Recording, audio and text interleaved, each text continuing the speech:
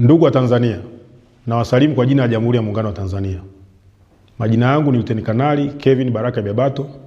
mkuu wa kitengo cha habari na uhusiano, Wizara ya Ulinzi na Jeshi la Kujenga Taifa. Jeshi la Ulinzi la Wananchi wa Tanzania linatangaza nafasi za kuandikishwa jeshi kwa vijana wa Kitanzania kuanzia elimu ya sekondari hadi elimu ya juu.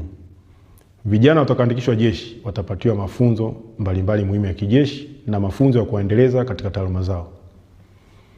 Ndugu wa Tanzania,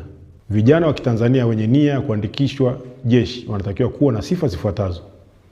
awe raia wa Tanzania wa kuzaliwa,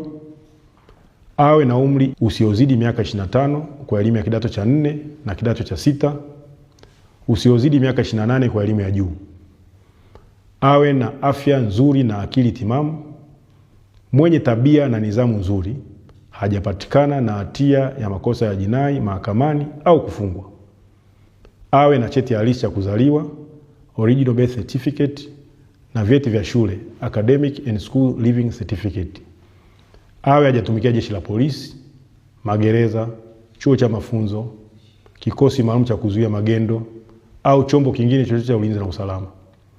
awe amehitimu mafunzo ya Jeshi la Kujenga Taifa kwa mkataba wa kujitolea miaka 2 au mujibu wa sheria na kutunikiwa cheti.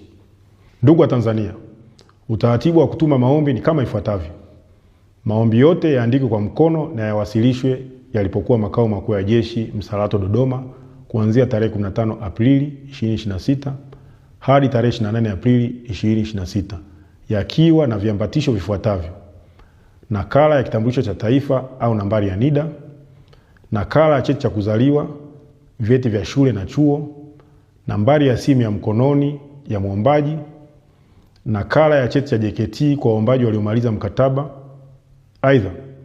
vijana waliopo kwenye makambi ya JKT hawahusiki na tangazo hili. Ndugu wa Tanzania, maombi yote yatumwe kwa anwani ifuatayo: